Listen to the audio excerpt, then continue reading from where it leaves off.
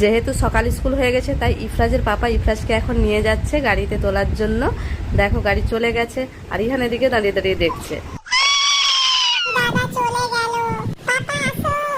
চলো চলো পাপার কাছে নিয়ে যাই।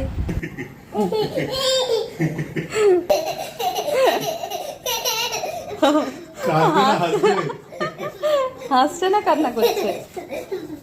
তোমাকে দেখতে পেয়েছি তাই হাসছি, আর দাদা চলে গেছে তাই আমি কান্না করছি।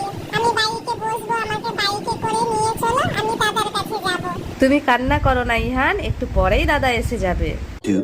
গাড়ি এসে গেছে আর ইফরাজও এসে গেছে। ঘুমিয়ে গেছিলে? বলে ভাই কোথায়? ভাই ঘুমিয়ে আছে, যাওয়ার সময় তোমাকে দেখছিল, ভাই অপেক্ষা করে করে আজকে ঘুমিয়ে পড়েছে, জানো তো? এই যে ইফরাজ যাচ্ছে বাড়ি, দেখো। मेरा भाई तू मेरी जान है।